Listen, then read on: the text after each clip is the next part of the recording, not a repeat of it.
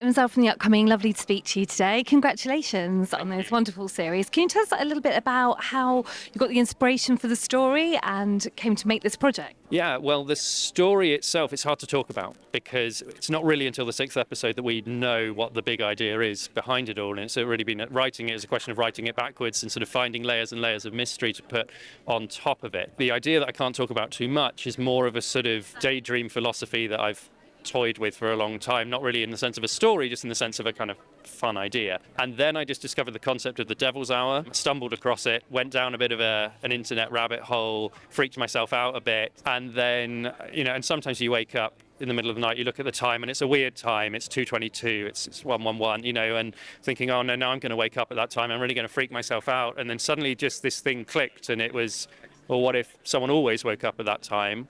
Why would that be the case?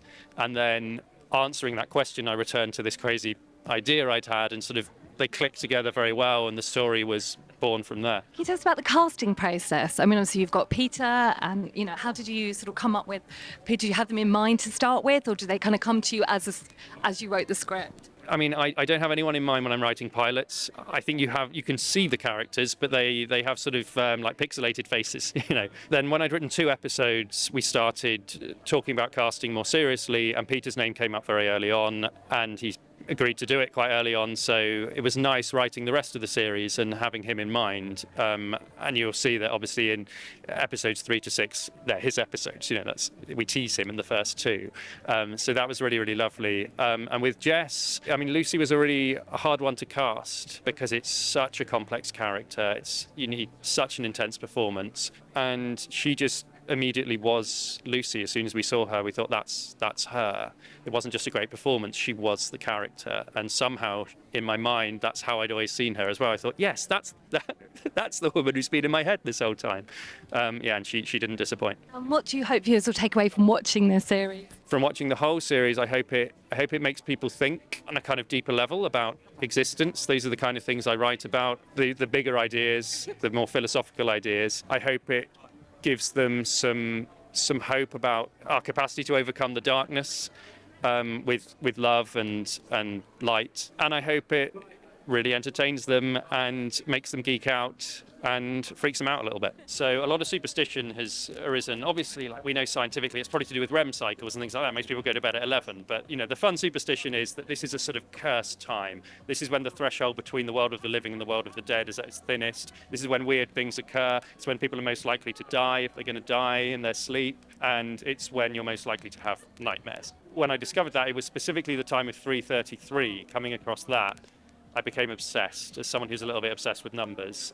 And this is obviously the superstition around that is to do with, it's bang in the middle of the Devil's Hour, and you've got 666 being Satan's number, and it's half of that. And then there's the thing that Jesus died at the age of 33 at 3 p.m. in the afternoon, combining those numbers. So this is supposed to be the absolute pinnacle of the most evil time of day. And that got my imagination going, but it led me somewhere that is not really mythological in that sort of Christian sense. It's not about demons as such. It's something else, which I'm not going to tell you. But I like the inherent creepiness of that time and playing with that idea, because I think that's what the devil is. The devil isn't necessarily a big red monster with horns. It's the darkness of society, and it's the darkness of fate. Well, what that man can do with his face, I think if most actors can cover a range of expressions and emotions, he's got sort of another 100 he can add to that. He'll always give you something unexpected. He won't just play the obvious emotion from the script. He'll twist it in a really clever way. He's just so enigmatic. It's those eyebrows, it's that stare, it's everything that just made Gideon who he needed to be. But he's also very likable. He can't help but be a very likable, compelling performer. And I think you need that as well. You find yourself sort of wondering whether you should care about Gideon, and yet you can't help it. I think we enjoy playing in the darkness, for an hour a day on television. I think that's what it gives us. I think these creepy, scary stories, they can sort of exercise us in playing with those darker themes of life, so that we can appreciate the joy that real life has to offer You know, no matter what's going on in the world, and there's a lot going on in the world at the moment, it's never going to be as dark as your house being haunted or waking up from nightmares every night at 3:33.